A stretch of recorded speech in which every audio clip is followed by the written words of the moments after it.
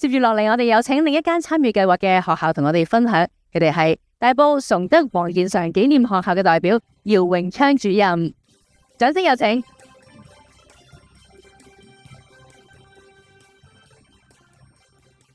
林處長、蘇副秘書長、各位嘉賓、各位校長、各位老師，大家好，我係姚榮昌主任。咁首先呢，我都要代表學校呢，多謝衛生署俾呢個機會我哋呢嚟分享一下我哋學校呢所做嘅健康教育工作。咁我哋學校呢，就喺香港健康學校獎勵計劃呢，其實我哋攞過3次金獎噶啦，即將呢就會攞第4次。咁喺環境卓越大獎呢，我哋咧喺小學組呢攞過金獎噶。咁疫情之後呢，我哋亦都第一時間喺上年呢6月呢，再次獲得咗智盈學校嘅。我哋開展咗健康教育呢工作，其實已經超過咗20幾年。咁呢目的呢都係要學生有一個健康嘅身心去迎接各項嘅挑戰。我哋可以保持呢一個初心20幾年呢，全靠呢有一群呢熱心教育嘅同事。我哋所有嘅工作都係全校支持、全校參與嘅。我覺得香港嘅學生呢好幸福嘅，有家長錫，有老師錫。咁我哋嘅政府都好錫我哋嘅學生。咁我哋睇翻呢，教育局呢喺我哋小學7個學習宗旨入邊呢，都要嘅話呢，我哋呢為學生呢建立一個健康嘅生活方式。而我哋嘅特首李家超先生喺最新一份呢施政報告亦都提到要強化全校園健康計劃。咁呢要呢我哋呢幫助學生呢就提升佢嘅身心健康。咁作為一個教育工作者呢，我諗呢我哋呢好應該呢成為學生健康嘅守護者。咁至於我哋學校點樣做法嘅呢？咁我哋學校呢就由一個健環組，即係我負責啦。咁就負責統籌策劃推行呢健康教育嘅工作。組入邊呢大概有7個人。咁呢一個呢就係我哋組嘅一個宗旨啦。咁我最新呢就做咗一個哮喘管理嘅指引。咁詳情呢可以睇翻我哋學校嘅網頁就得噶啦。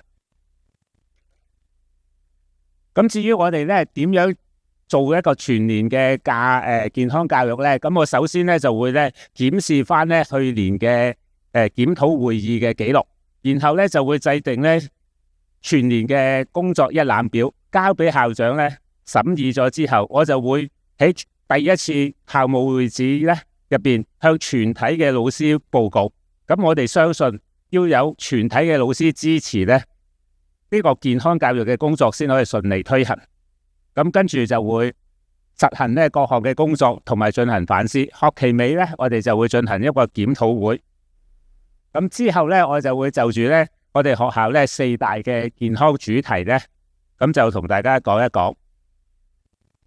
咁我哋呢都知道啦，學生呢要有強健嘅體魄呢，先至會有良好嘅學習效果。咁我哋學校呢就好重視呢個活力校園嘅一個形象嘅。咁小息嘅時候呢，就會開放籃球場呢，俾啲學生打籃球、跳繩、玩呼啦圈。咁放學之後呢，亦都係全方位咁開放呢學校嘅每一個角落俾佢哋呢，就進行欖球啊、籃球啊、足球啊等等嘅活動嘅。咁我另外呢，就會同啲同學仔呢，就拍一啲短片啊，因為時間唔夠啦，咁我都呢一個短片我哋唔睇啦。咁拍咗啲運動短片呢，就會安排呢播放俾啲同學睇，就呢鼓勵學生呢養成運動嘅習慣。咁我每星期呢，我哋學校呢都會做兩次早操，咁全體嘅學生同老師呢，就一齊喺操場嗰度做早操。咁我哋都知道啦，小朋友呢係好中意呢運動比賽嘅。咁我哋每年都舉辦陸運會。咁而1年班嘅同學呢，太細個啦，我哋就冇要佢哋去嗰個運動場嘅，我哋就喺學校舉行咗一個細嘅世運會，就俾佢哋呢就一樣感受下一個運動競技嘅樂趣嘅。咁另外都有啲班際嘅比賽啦，好似籃球比賽啊、躲避盤比賽咁。咁啊，啱啱咧，阿陳女士咧都話咧，好中意玩嘅一啲匹克球嘅運動。咁我哋咧都其實咧引入咗學校幾年㗎啦。咁我哋咧都會介紹下一啲體驗課俾你哋玩下咁樣啦。咁我哋咧其實點樣可以培養學生咧持續運動嘅習慣咧？我哋有3個計劃嘅，就係 Sport Act 獎勵計劃、體適能獎勵計劃同埋 Sport Fit 呢個獎勵計劃嘅。咁就幫學生咧就持續咧去鼓勵佢哋持續做運動，咁啊如果佢完成咗咧，就會有金獎、銀獎同埋銅獎嘅。咁啊啱啱對上嗰個星期六咧，我哋學校嘅代表咧都出席咗體適能獎勵計劃嘅頒獎禮，咁我哋學校咧仲獲得咗自必校園嘅銅獎。咁咧民以食為天啊，咁啊中國人好中意講飲講食啊，我都超重嘅，所以咧學校咧都會有唔少嘅肥仔肥妹㗎吓，咁我哋認為咧就要培養學生咧有一個健康飲食習慣係好重要㗎。咁我咧首先咧我都會有咧同啲同學仔一齊拍片嘅，呢一個我就想俾啲同工咧睇一睇，咁我睇下先吓，睇下可唔可以播到。姐姐每日都會食由嫲嫲整嘅粟米麵包同埋蒸薯仔。咁咧我咧就介紹下佢哋。各位老師，我有一個咁咧就可以引起佢咧對食早餐嘅習慣啦。跟住我咧就會同佢哋咧，我哋學校咧就會有早餐會啦、水果日啦，咁係鼓勵咧學生去食早餐。佢哋如果早餐會嘅時候咧，全校學生老師咧一齊咧就一齊食早餐，一齊水果日都係一齊食水果。咁啊想培養佢哋咧日日食早餐啦，日日食水果嘅習慣嘅。咁咧為咗推廣一啲適宜選擇嘅食物咧，我就請咗啲唔同嘅老師咧去小食部咧幫手咧做推廣嘅。咁另外咧喺食飯嘅時候咧，我就播放咧一啲健康飲食嘅短片啦，吓呢個米亂喐咁啊，我哋咧就會播放嘅。咁另外咧為咗咧幫同學建立一個健康飲食嘅習慣咧，我就別咧就整咗一本健康飲食小冊子。咁咧除咗有一啲健康資訊之外咧，我就仲有2個活動俾啲同學玩下嘅。咁第一個咧就叫做愛吃蔬菜獎勵計劃。咁學生咧喺午膳嘅時候，將餐盒入邊嘅菜咧、蔬菜咧食晒咧，佢就可以攞到2個印仔。咁咧草印仔攞禮物。咁另外一個咧就叫做健康小食獎勵計劃。咁同學仔如果喺屋企帶一啲，或者去我哋小食部買一啲健康嘅食物咧，就可以嚟咧一樣係草印仔換禮物。嗱，咁我知道咧呢個獎勵計劃咧，其實係超過1個月噶。我知道咧要培養我哋一個飲食習慣咧，唔可以靠1、2日，所以咧要持續去作戰嘅。咁啊，幫我手嘅同學仔咧都係一啲成績唔係幾好嘅同學，不過佢哋咧就好落力咁樣去幫手咧去推廣呢啲健康嘅飲食文化。咁當然啦，頭先都講啦，大家咧一定要支持呢一個健康果園活動啦。咁啊，只要你填表，咁啊，衛生署咧就會送好多禮物啊資源俾大家嘅嚇。咁啊，仲有一個咧叫做健康常識健康飲食常識挑戰活動咧，係網上練習嚟嘅，任啲同學咧都可以玩好開心。嗱，呢個咧就係我哋嘅健康小食部噶啦。咁我哋咧就當然啦，我哋咧健康小食部係冇啲不良嘅食物嘅，一啲都冇嘅。我哋仲要將佢咧就將一啲適宜選擇嘅食物咧放喺最多眼嘅地方。咁你睇到嗰啲叫金律，嗰個紅色包裝嗰啲金律。咁啊亦都提示學生咧限量小食咧，每星期最多咧食2次嘅啫。我哋有啲好多眼嘅地方噶啦。咁至於監管健康午膳咧，我哋就主要咧就除咗學生之外咧，我哋會交埋俾啲家長去做嘅。我哋每年做6次家長試食會。咁啲家長我哋請啲唔同級別嘅家長嚟啦，咁啊試勻我哋4個餐盒，然後寫問卷調查，我哋將所有意見咧就俾翻咧供應商去參考。咁另外咧，亦都有啲家長咧對一啲健康午膳有問題咧，我哋都會安排咧供應商咧嚟同佢哋一一解答佢哋嘅。咁我哋咧，除咗健康飲食之外咧，我哋亦都好注重咧學生嘅精神健康同埋社交健康噶。咁我哋都推行咗一系列嘅活動，希望每個學生都有好精神。咁我哋明白咧，要俾學生多啲空間，佢哋先可以享受生活。咁首先咧，我哋做咗個時間表嘅改革。咁頭先阿李校長咧同我哋學校不謀而合噶啦。上晝已經完成晒整日嘅學習活動，下晝咧我哋就會學生咧就有空間咁樣咧，我就去睇劇場啦、聽講座啦、做運動啦、午讀啊，或者出去考察。咁啊，無功課日，咁我哋咧就會揀星期五咧，我哋就會有無功課日噶，每個月一次。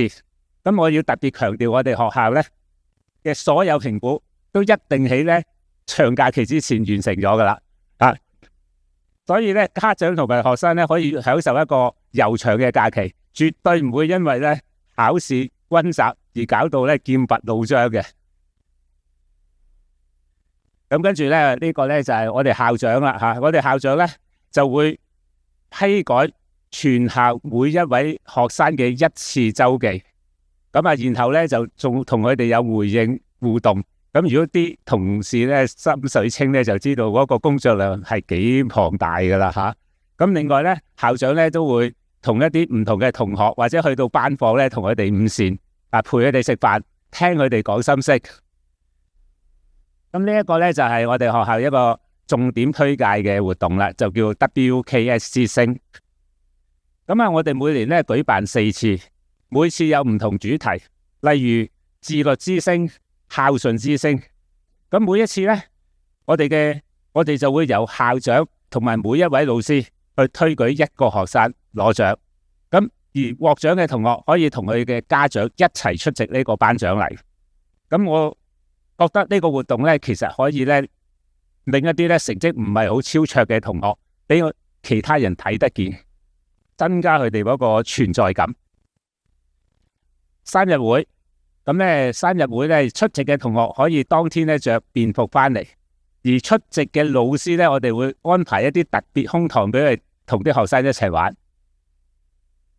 咁仲有輔導組啦，咁啊會有啲活動咁樣舉辦嘅。咁例如呢一個右手邊嗰個活動咧，就叫做 P 牌仔襟章設計比賽。咁贏咗嘅同學，我哋就將嗰啲圖樣咧做成一啲真實嘅襟章作為禮物咧，咁咧就俾翻一啲咧參與呢個活動嘅同學仔。另外就將嗰啲好嘅作品咧製作成 banner 掛喺操場嗰度，增加嗰個佢哋嘅正能量。咁仲有一啲全校嘅清潔日啦，等啲同學仔咧一齊合作去清潔間班喺自己嘅班房，培養佢哋嗰個責任感。咁啊，精神健康日啦，我哋會教翻啲學生咧做翻一啲減壓嘅運動啦，亦都喺班房入邊咧張貼翻咧一啲精神健康嘅海報。咁仲有好多好多活動咧，我都不可能咧慢慢同大家講噶啦。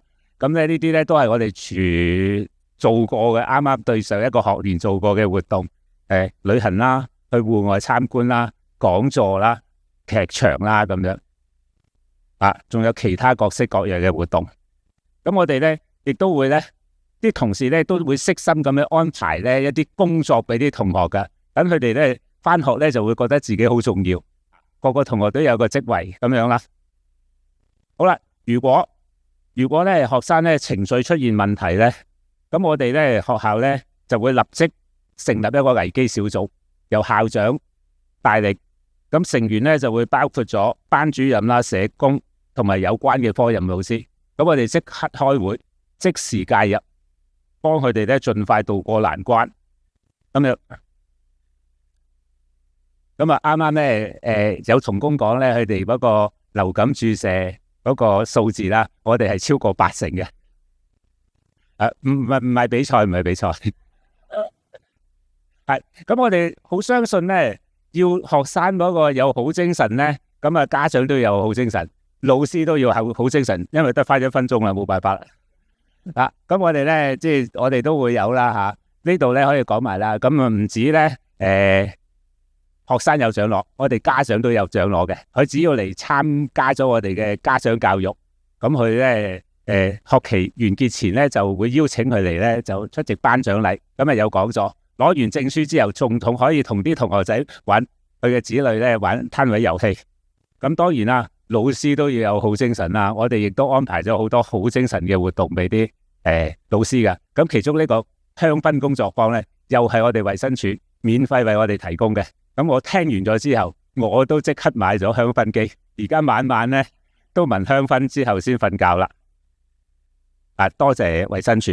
咁職安健我哋都冇忽略嘅，一樣會呢同佢哋做。好啦，咁當然啦，仲有啲教師嘅培訓啦，我哋都會好積極咁鼓勵同事去參加啦。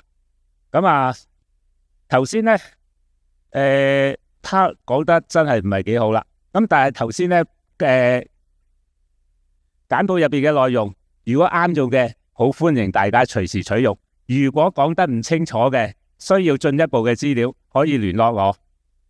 我哋同衛生署攜手合作，打造最健康中國最健康嘅新一代。多謝晒姚主任。